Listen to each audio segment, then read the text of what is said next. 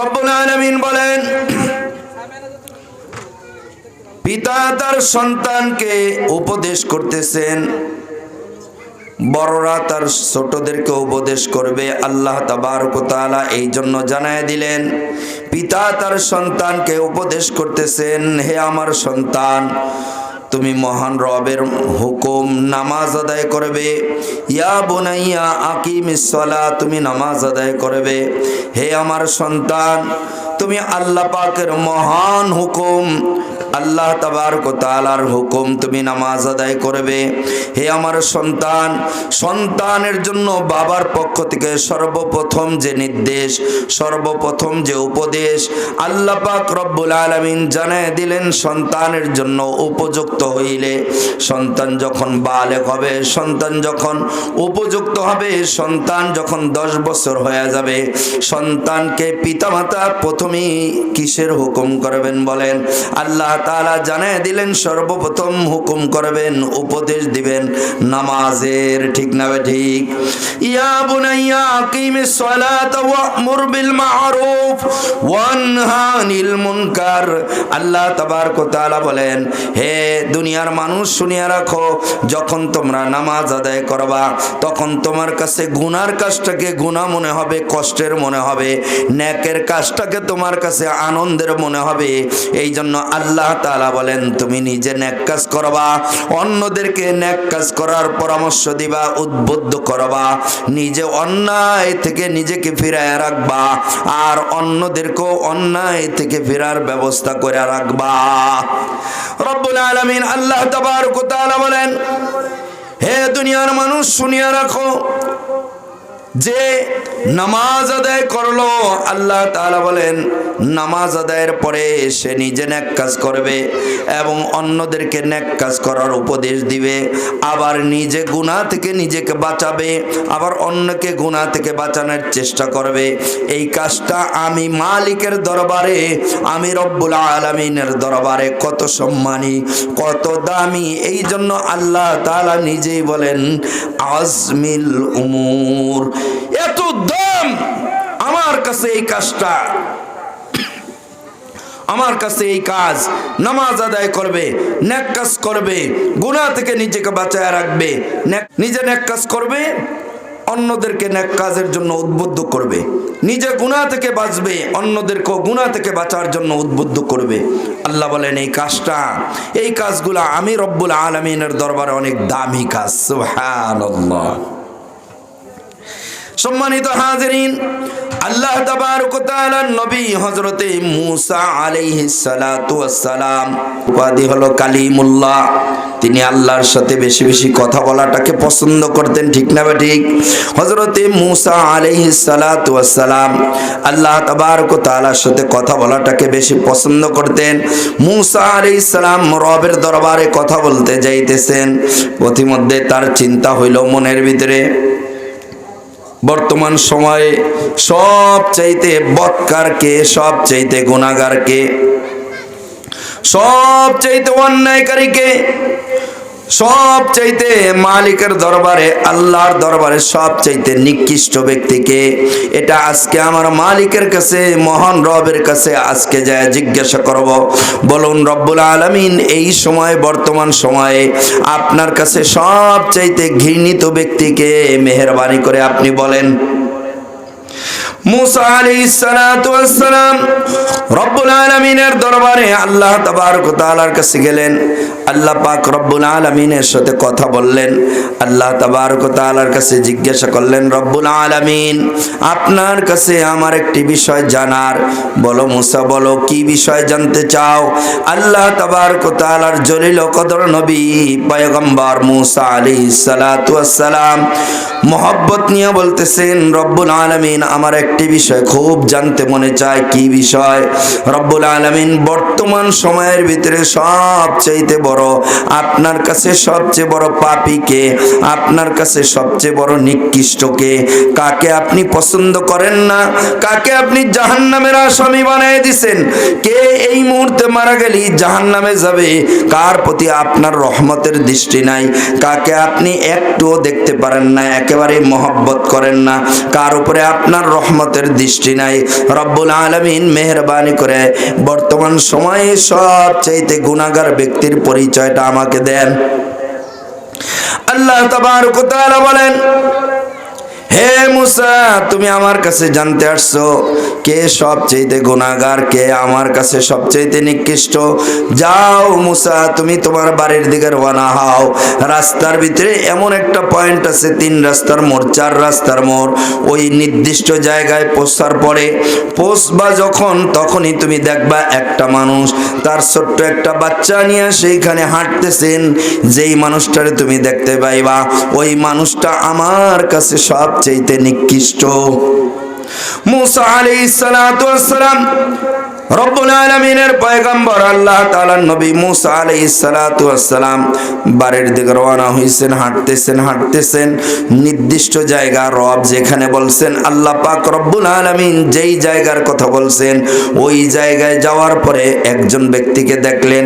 বলেন কেমন জানি আল্লাহ কেমন বলে দিছে লোকটার কথা? একটা ছোট্ট বাচ্চা আছে, সন্তান নিজের সাথে, আর বাবা আর সন্তান দুইজন হাঁটতেছেন। এটা দেখার পরে মুসা আলাইহিস সালাম বললেন, আহ আফসোস, লোকটা আল্লাহর কাছে সবচাইতে নিকৃষ্ট, আল্লাহর কাছে সবচাইতে গুনাহগার। এবার বাড়িতে আসছেন, আবার পরের দিন রওনা হইছেন। আজকের মুসা আলাইহিস সালামের মনের একটা ইচ্ছা, আজকের মালিকের কাছে জিজ্ঞাসা করবেন, রব্বুল আলামিন গতকাল তো আপনি বলছেন সবচাইতে খারাপ মানুষকে, সবচাইতে নিকৃষ্ট ব্যক্তিকে তার পরিচয় আপনি গতকাল বলছেন। বলেন তো মালিক, আজকে আপনার কাছে আমার জিজ্ঞাসা সবচাইতে দামি ব্যক্তিকে। সুবহানাল্লাহ, সুবহানাল্লাহ, সুবহানাল্লাহ।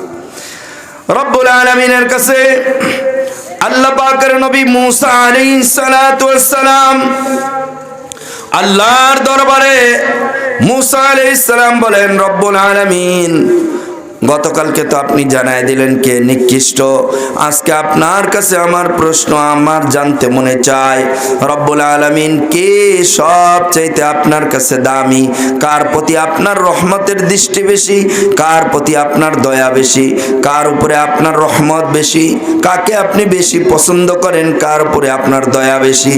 রব্বুল আলামিন মেহেরবানি করে আজকে একটু বলে দেন।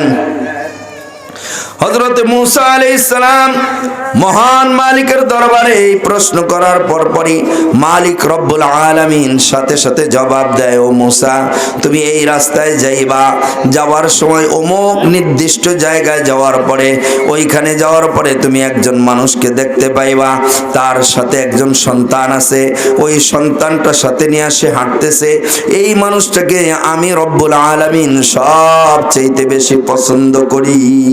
সুবহানাল্লাহ। বলেন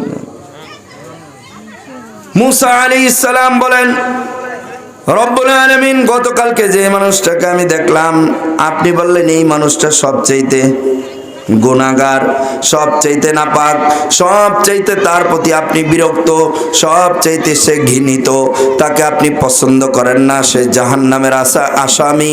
আজ আবার আপনার কাছে জিজ্ঞাসা করলাম, আপনি আবার আজকে বললেন ওই লোকটাই সবচাইতে আপনার কাছে দামি, সবচাইতে আপনার কাছে পছন্দের মানুষ। বুঝলাম না, ঠিক না? আপনার কাছে কি মনে হয়? এখনই বলা হইলো সে গুনাহগার, কিছুক্ষণ পরে যদি বলা হয় না এই লোকটা দামি, এই প্রশ্ন হইব না কেন এটা হইল?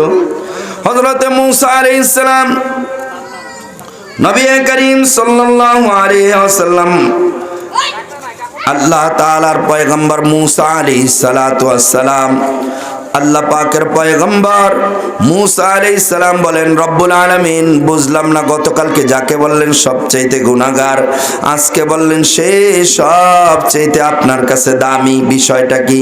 আল্লাহ তাবারক ওয়া তাআলা বলেন, তার সাথে কি দেখছো? বলে তার সাথে একটা ছোট্ট মাসুম বাচ্চা দেখছি।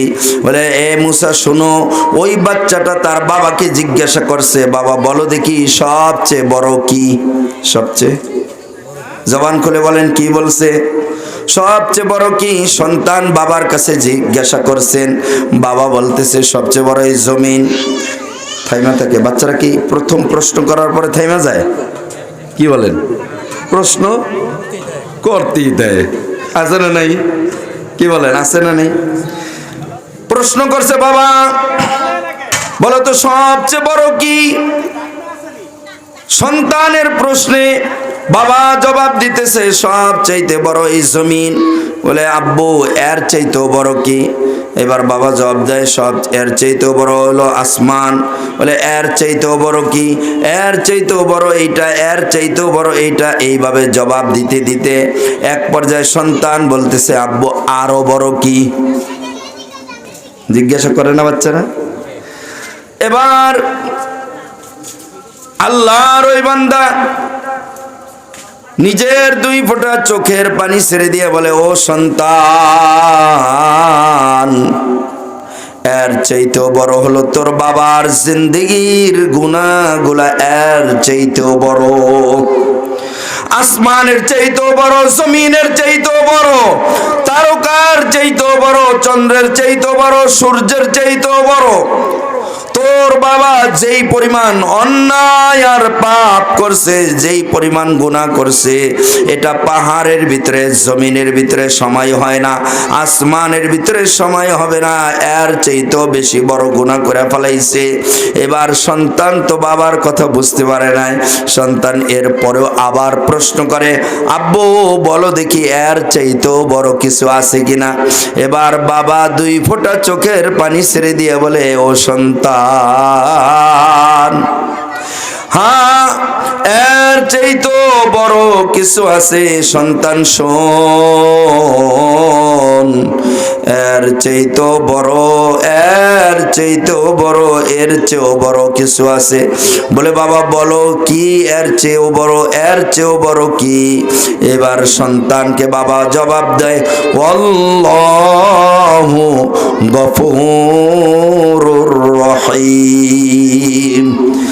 এর চাইতেও বড় হলো আল্লাহ তাআলার দয়া, আল্লাহ পাকের ক্ষমা, রব্বুল আলামিনের ক্ষমা, রব্বুল আলামিনের দয়া, রব্বুল আলামিনের রহমত। এর চাইতেও বড় আমার গুনার চাইতেও আল্লাহর দয়া, আল্লাহর ক্ষমা, আল্লাহ তাআলার রহমত এর চাইতেও বড়। ও মুসা শুনিয়া রাখো, আমার বান্দা যখন আমার রহমতকে তার গুনার চাইতেও বড় মনে করে নিছে, যখন সে মনে করছে তার গুনাহগুলা কোনো বিষয় না, এর চাইতেও বড় হলো আল্লাহ পাকের রহমত, এটা মনে কইরা যখন সে 2 ফোঁটা চোখের পানি অনুতপ্ত হইয়া, সে লজ্জিত হইয়া আমার দরজায় ছেড়ে দিছে। মুসা ওই লোকটা গতকালকে যখন তুমি জিজ্ঞাসা করছিলা, তখন সে ছিল আমার কাছে সব চাইতে নিকৃষ্ট। যখন তার চোখ থেকে 2 ফোঁটা চোখের পানি পড়ে গেছে, মহব্বত নিয়ে যখন সে কান্না শুরু করে দিছে, আমি রব্বুল আলামিন আমার ওই বান্দাটাকে সব চাইতে দামি বানায় দিছি।